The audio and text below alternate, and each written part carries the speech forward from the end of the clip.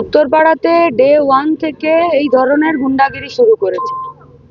কখনো দেওয়াল লিখতে দেবে না, কখনো আমাদের দেওয়ালকে ওরা বুক করে নেবে, আবার কখনো আমাদের কর্মীদেরকে ওরা মারবে।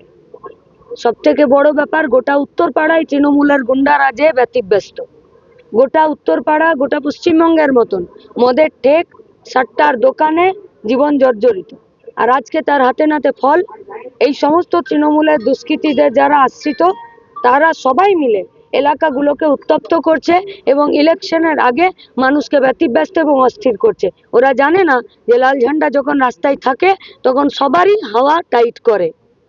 এখন পুলিশকে স্পষ্ট করেই বলেছি, পুলিশের টিম গেছে, আমাদের কাছে যা খবর, যারা বদমাতাল, যারা এই ধরনের ঘটনা ঘটিয়েছে, যাদেরকে তৃণমূল পুষে রেখেছে, তাদেরকে পুলিশ অ্যারেস্ট করছে। আমরা এখানে পরিষ্কার বলছি, পুলিশ যদি নিজের কাজ গোটা উত্তরপাড়া জুড়ে না করে, এমনিতেই উত্তরপাড়া থানা, উত্তরপাড়ার পুলিশ প্রশাসনের নামে গোটা উত্তরপাড়ার সাধারণ মানুষের অসংখ্য অভিযোগ, অসংখ্য।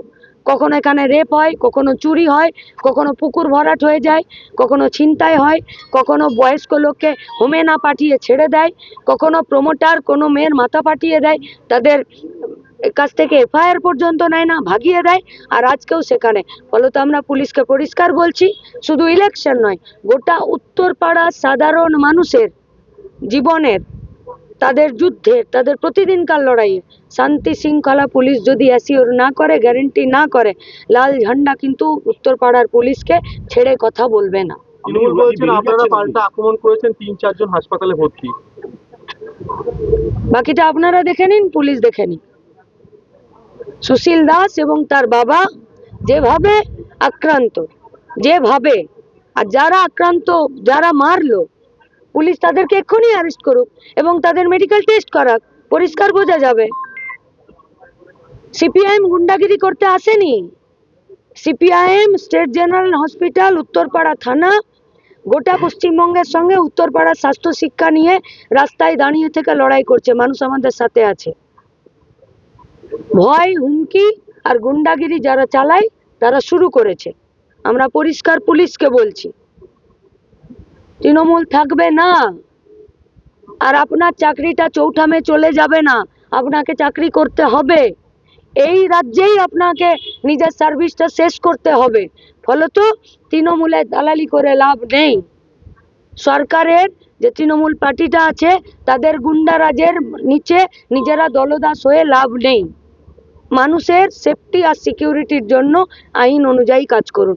আমরা একটাই কথা স্পষ্ট করে বলছি, যবের থেকে হিন্দমোটরে রেপ হয়েছে, তবের থেকে এই রাস্তাতে গোটা পার্টির সঙ্গে আমরাও যুক্ত হয়ে লড়াইটা করছি। কিন্তু পুলিশ নিষ্ক্রিয়তা অবলম্বন করছে। কেন অবলম্বন করছে জানি না।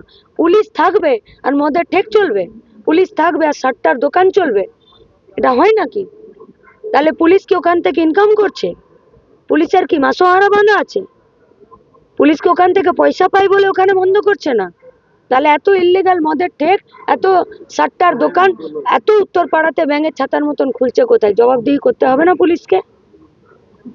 আর ইলেকশন, সে কে পরিবর্তন হয়েছে, কে পরিবর্তন হয়নি জানি না। পরিবর্তন হয়ে তিনি তো আর স্যাক হয়ে যাননি, তিনি তো কোথাও যাচ্ছেন। তাহলে উত্তরপাড়াতে তারা যা কাজ করছেন, তা কি আইন অনুযায়ী কাজ করছেন? যদি আইন অনুযায়ী কাজ করছেন, তাহলে এতগুলো মানুষকে এখানে এসে বসে থাকতে কেন হলো? কেন কানাইপুর প্রাইমারি হেলথ সেন্টারের বাইরে জমায়েত করে রেখেছিল যে কাউকে ঢুকতে দেবো না? বলুক না, পুলিশ জবাব দিক। কেন আমাদেরকে আরো সাহায্য নিতে হলো? যে গুন্ডারাজ চলবে উত্তরপাড়াতে গোটা পশ্চিমবঙ্গের মতন? গুন্ডারাজ পশ্চিমবঙ্গে চলবে না। তৃণমূল কংগ্রেস এটা স্পষ্ট করে বুঝে নিক। মানুষ খেপছে। উত্তরপাড়ার একটা কাজ করেননি আপনারা। অসংখ্য মানুষ সরকারি প্রকল্পের বাইরে, শুধুমাত্র আপনারা প্রতিদিন ফেরাচ্ছেন। এখানকার স্বাস্থ্য, শিক্ষা, হসপিটাল, স্কুল, সাবওয়ে সব কিছু ঢুকছে। আর সব কিছু যখন 5টা বছর এমএলএ দেখা পাওয়া যায়নি, মানুষ যখন সেই প্রশ্ন তুলছে, আর মানুষ যখন সিপিআইএমকে বুকে আগলে নিচ্ছে, তখন যদি ভয় পেয়ে ভাবে যে 2 জন আমাদের কর্মীকে পিটিয়ে দিয়ে আর তারা জিতে যাবে, ভুল ভাবছে। এটা বিদায়ী সরকার, এই সরকার থাকবে না। পুলিশকে বলছি, সরকারের দলদাস হয়ে, পার্টির দলদাস হয়ে কাজ করার কোনো প্রয়োজন নেই।